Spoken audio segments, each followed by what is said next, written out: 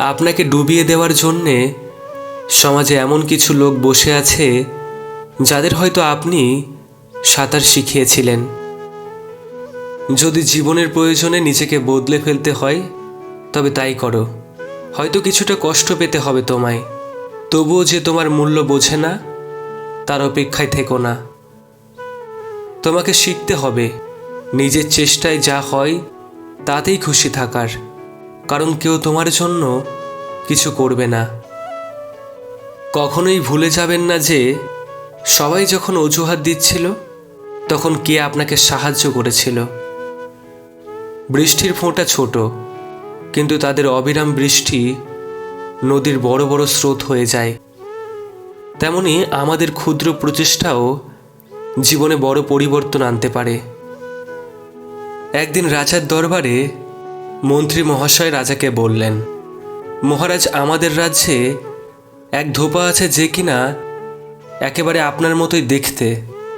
রাজা আদেশ দিলেন যে ধোপাকে দরবারে হাজির করা হোক। ধোপাকে দরবারে হাজির করা হলো।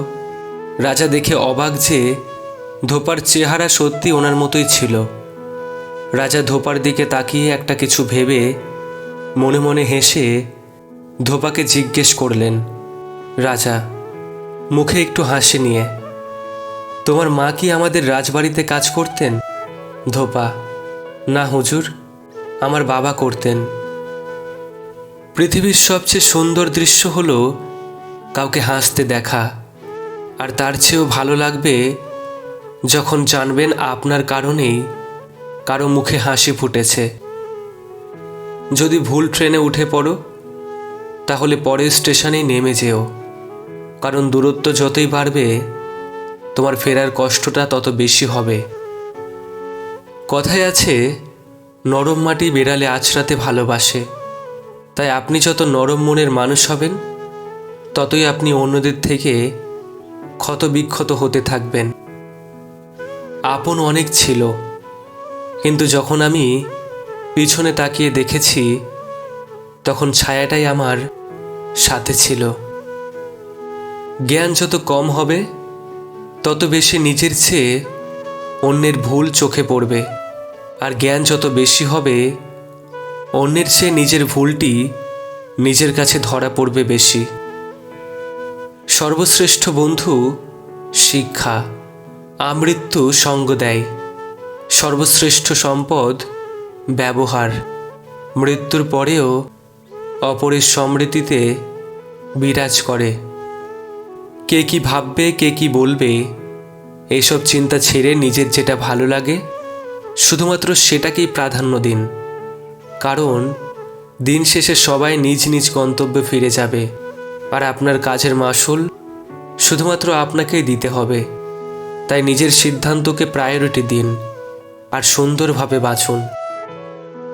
কার জন্য কি করেছেন তার হিসাব কেউ রাখবে না, কি করেননি সেই হিসাবটা সবাই খুব ভালো করে রাখতে জানে। একদিন একটি পাখি মৌমাছিকে প্রশ্ন করল, এত কঠোর পরিশ্রম করে তোমরা মধু তৈরি করো, কিন্তু মানুষ সেই মধু চুরি করে, তোমাদের কষ্ট হয় না?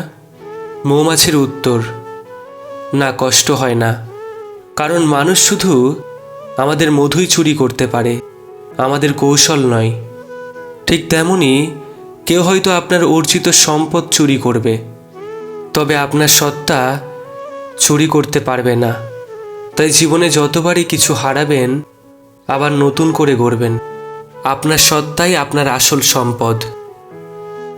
অন্যের দুঃখ দেখে যদি আপনার দুঃখ হয় তাহলে আপনি দুর্বল নন, আপনি ভাগ্যবান, কারণ ঈশ্বর মন সকলকে দিয়েছেন, কিন্তু মানবতা কিছু মানুষই অর্জন করতে পেরেছে।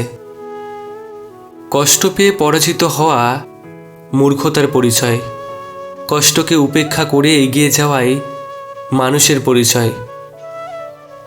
নিকৃষ্ট পাপী ওই ব্যক্তি যে অন্যের দোষ খুঁজতে গিয়ে নিজের মূল্যবান সময় অপচয় করে। দুঃখের রাজমুকুট মাথায় পরিয়া সুখ মানুষের সামনে হাজির হয়। যে তাহাকে স্বাগত জানায় সে দুঃখকেও স্বাগত জানাইতে বাধ্য।